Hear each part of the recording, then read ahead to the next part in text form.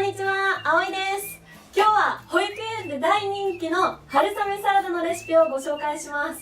前回アップした晩餐数もすごく人気だったんですが、この春雨サラダも保育園で大人気のメニューです。同じ材料ですごく簡単に作れますので、ぜひこちらも作ってみてください。それでは早速作っていきましょう。間違えた。それでは早速作っていきましょう。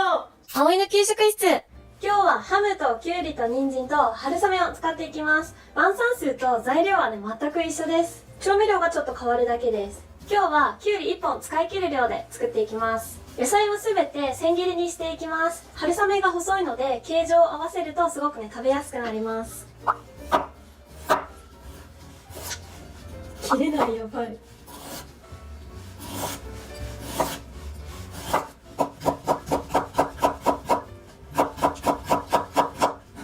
短めに切ってたのでこのまま使うんですけれども、長く切ってる場合はこの半分の長さに切っておきます。きゅうりも同じで千切りにしていきます。両端少し切り落として、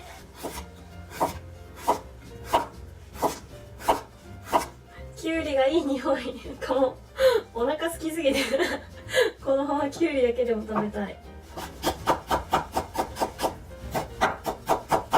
きゅうりは長めに切ってたので、この半分の長さに切っておきます。ハムは噛み切りにくい食材になりますので、半分に切ったら細く切っていきます。これは結構春雨サラダだけじゃなくても、基本的に子供用のハムはほとんどこの細切りにしてます。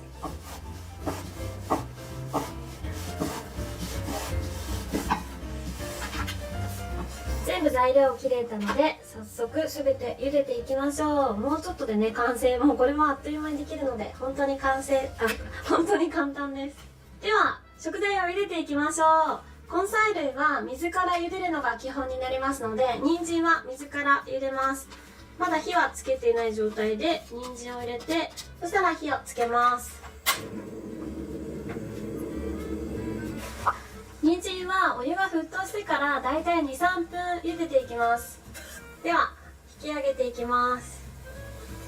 で、お湯毎回新しいの使うと時間もかかるので、次きゅうり茹でるのはこのままのお湯で茹でます。ほうれん草とかアクが強い野菜の場合はお湯毎回してるんですけど、人参そんなにアクが強い野菜じゃないので、このままのお湯を使います。むしろね、野菜スープとして使いたいぐらいなので。では次きゅうりを茹でます。きゅうりは沸騰したお湯に入れていきます。で、大人の料理はきゅうり生で使うと思うんですけど、保育園の場合は加熱殺菌の意味できゅうりを必ず加熱をしています。しっかり歯が生えてきて咀嚼も十分できるようになってきたら、ご家庭では生のきゅうりあげても大丈夫なんですけど、まだちょっと噛むのが難しい場合は保育園と同じようにさっと茹でた方が噛み切りやすくなります。きゅうりは加熱殺菌が目的なので、1分だけさっと茹でたら引き上げていきましょう。ハムを茹でていきましょう。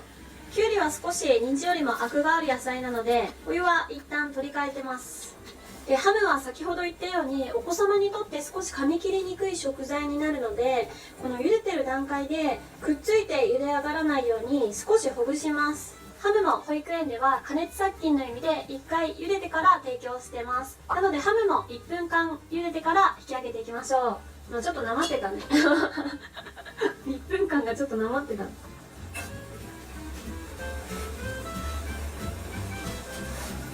今茹でた野菜は流水にさらしてしっかりと冷ましておきましょう。いよいよ主役の春雨を茹でていきましょう。今日使うのは東和乾物さん、工場見学に行かさせていただいた東和乾物さんの春雨を使うんですけど、もうすでに学校給食用に5センチ幅にカットされてるので、切る必要がないのですごくね、便利なんです。春雨も入れたらくっついてしまうのですぐほぐします。春雨って2種類があって、今日使っている緑豆春雨という種類と、あともう一つ国産春雨っていう2種類のものがあるんですね。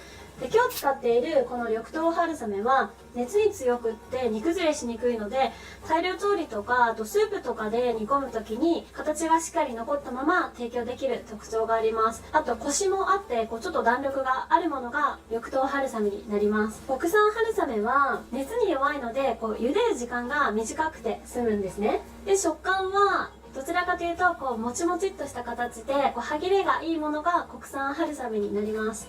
でご家庭で作り置きしたいっていう場合はこの緑豆春雨の方がこう春雨同士が翌日になってもくっついたりしないのでこっちの方がおすすめです。で保育園によっても両方使う園もあればどっちかだけ使う園もあるので皆さんがお好きな方を選んで使っていただくのがいいかなと思います。春雨はさっと茹でると子供が噛み切れないので少し長めのだいたい12分から15分ぐらい茹でます。そしたらざるにあけるんですが春雨もしっかりと流水で冷ましておきましょう。すべてをあえていきましょう。茹でた野菜はまずよーく水気を絞ります。きゅうりもハムも一回茹でてますのでここで絞らないと味がべちゃっとして美味しくなくなります。春雨サラダって本当によく子供食べますよね。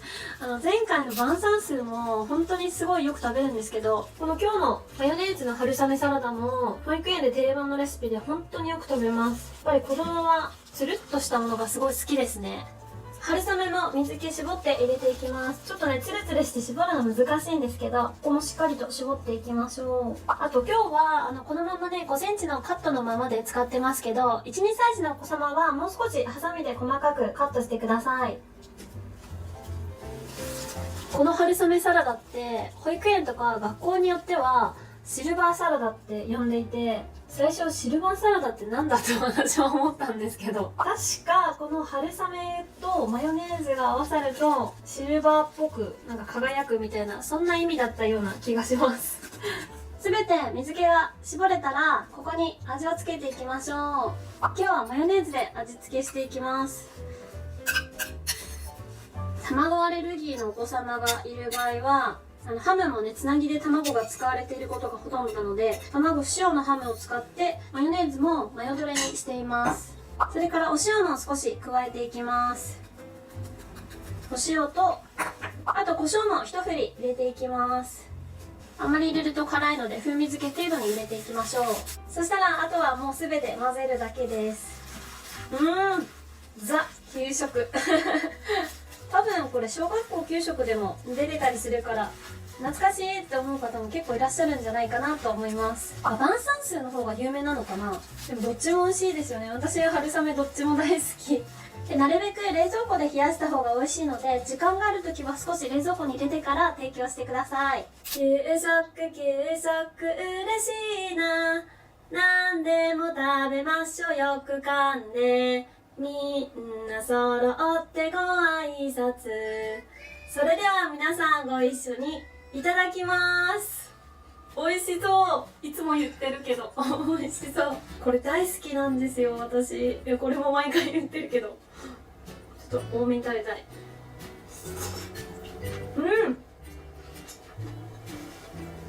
これですよ。これ美味しい。無限に食べられるぞこれは。